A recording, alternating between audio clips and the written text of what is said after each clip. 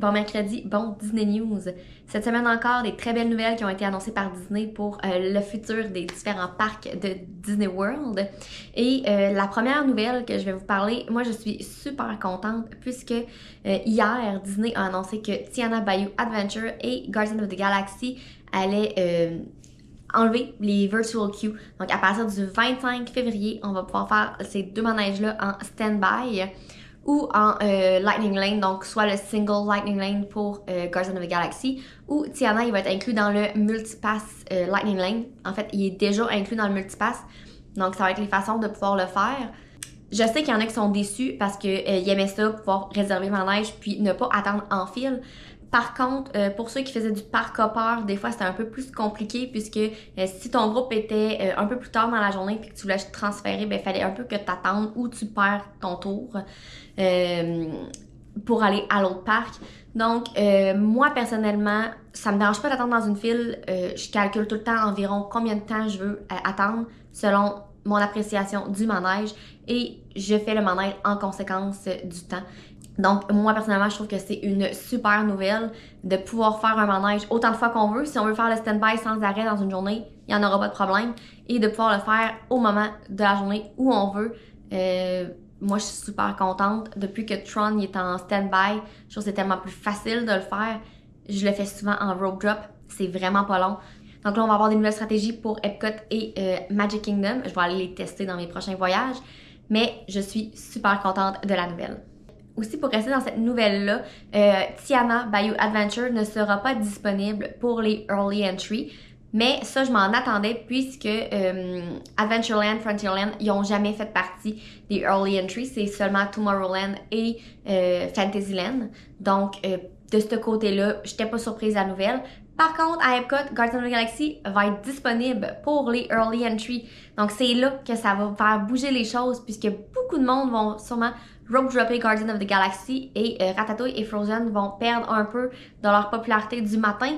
Donc, est-ce qu'il va y avoir une façon de faire un rope drop en faisant Ratatouille et Frozen assez rapidement? Peut-être garder Guardians of the Galaxy pour plus tard dans la journée. Donc, ça va être à voir dans les prochaines semaines lorsqu'on va voir un peu les temps d'attente sur l'application, de voir vers quoi le monde s'en va le matin pour le rope drop. Ensuite, on va aller au Tortuga Tavern à Magic Kingdom. Ça fait longtemps que je vous en parle. Il est fermé, il annonce une ouverture, finalement il l'ouvre pas.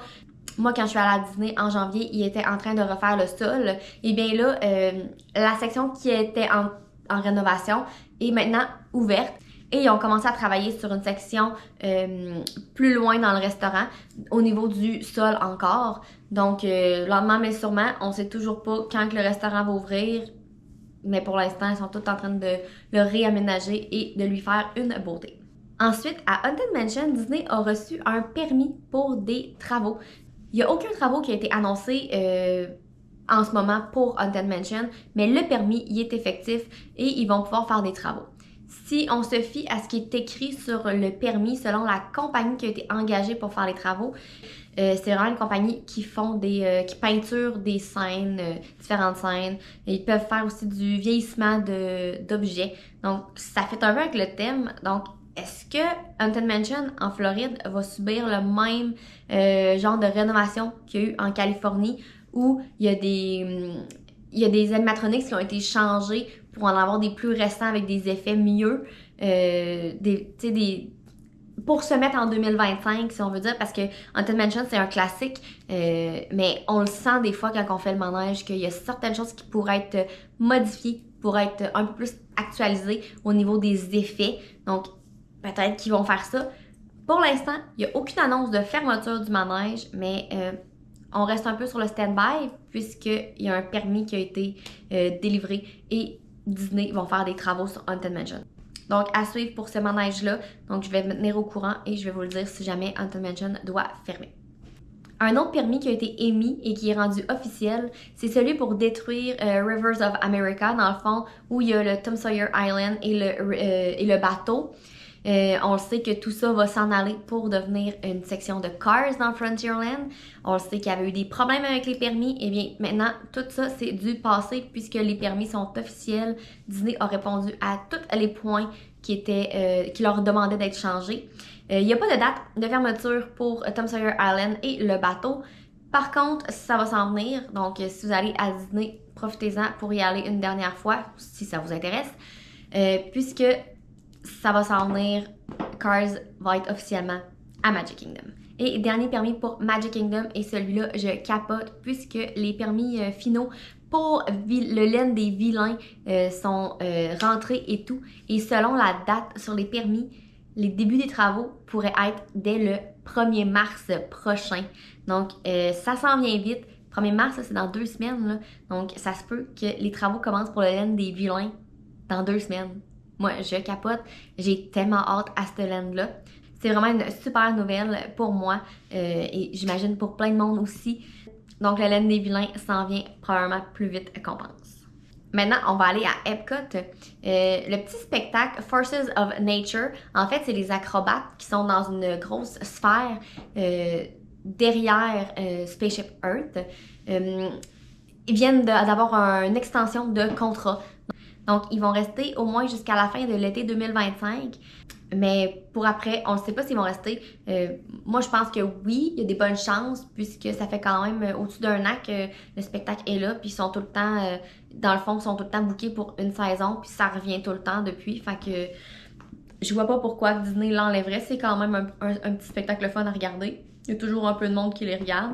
Et ils sont vraiment exceptionnels, ils sont vraiment très bonnes, les athlètes là, qui font ce spectacle-là. Donc pour l'instant, ils sont là jusqu'à la fin de l'été 2025, mais à suivre pour le reste. Pour les amateurs du Club Cool, donc ça c'est où on peut goûter à différents breuvages de différents pays. Et bien là, il commence à en avoir de moins en moins parce que la Chine et les Philippines, leurs petites cases sont vides pour le moment. Donc Disney n'est pas capable de s'approvisionner dans les breuvages de la Chine et des Philippines. Donc, on va espérer que les autres restent là et que tout rentre dans l'ordre pour ces 2 pays-là. Mais pour l'instant, si vous allez au Club Cool, Chine et Philippines, et je crois que c'est parmi les plus populaires, ces 2-là. Mais moi, je vous conseille le Beverly. C'est tellement bon, le Beverly. Là. Donc, ceux qui sont jamais allés au Club Cool, allez goûter au Beverly. Ensuite, on va aller à Hollywood Studios. Pour ceux qui sont habitués de faire Tower of Terror, après le premier pre-show, en fait, on rentre comme dans le sous-sol de l'hôtel où on fait la file pour se rendre aux différents ascenseurs. Disney a réparé un effet visuel où il y avait de l'eau qui coulait du plafond, comme pour démontrer que c'était des tuyaux brisés, vu que le sous-sol est un peu c'est pas très propre, si on peut dire, c'est vieux et tout. Donc Disney avait vraiment créé un effet où l'eau coulait du plafond comme si les tuyaux étaient brisés. Eh bien, ça faisait 25 ans que l'effet n'était plus là. Dans le fond, il avait arrêté de faire couler l'eau. Pour quelle raison, je ne sais pas. Mais cette semaine, Disney a tout réparé ça. Et maintenant, on peut voir de l'eau couler des tuyaux dans la dernière partie de la file d'attente de Tower of Terror. On s'en va pas trop loin de Tower of Terror. On va aller au spectacle des vilains Unfairly Ever After qui s'en vient en 2025. Disney a enfin annoncé que le spectacle allait être d'une durée d'environ 40 minutes. Je vous avouerai que je trouve que c'est quand même un long spectacle. Ça me fait penser un peu au spectacle de Nemo à Animal Kingdom qui était environ 40 minutes et ils l'ont raccourci à peu près entre 20 et 30 minutes et je trouve ça encore long. Donc j'espère que malgré la longueur du spectacle, ça va être excellent et qu'il va y avoir beaucoup de mouvements avec les différents vilains puisque 40 minutes, personnellement, pour un spectacle, surtout à Disney quand on a des journées bien remplies, je trouve ça long. Mais j'espère aussi qu'ils vont changer les bancs puisque c'était des petits bancs, un peu de gymnase en métal, donc dur, pas de dossier, rien. C'était pas la place la plus agréable à être longtemps assis. Donc, s'ils nous mettent des beaux petits bancs confortables, ça va être un plus. Mais j'ai hâte de voir. C'est sûr que je vais aller le voir parce que moi, j'adore les vilains. Mais 40 minutes, personnellement, je trouve que c'est quand même assez long. Donc, à suivre pour ça. Si ça va devenir un de mes must-do. Aussi, vu que je vais trouver ça trop long, je vais aller le voir une fois et ça va être terminé. Maintenant, à Animal Kingdom, le sol de Pandora recommence à prendre de ses couleurs la nuit, puisque Disney sont en train de tout repeinturer le sol avec la peinture qui s'allume avec les black lights. Ils ont une grosse partie de fête. J'ai vu des photos. C'est super beau. On dirait vraiment comme si c'était au jour 1. Malheureusement, ceux qui vont à dîner dans les périodes de l'été, les chances de voir le sol illuminé sont assez faibles puisque le soleil se couche plus tard et le parc ferme quand même assez tôt. Donc, c'est vraiment un petit plus pour ceux qui font les voyages d'hiver de pouvoir voir les lumières allumées au niveau du sol. Ben, en fait, c'est pas des lumières, c'est vraiment de la peinture allumée au sol dans Pandora. Et dernière nouvelle cette semaine, dans la Maharaja Jungle Trek à Animal Kingdom, en fait, c'est la trek où on peut voir le petit bébé tigre en ce moment, mais c'est aussi la trek où on peut voir les chauves-souris.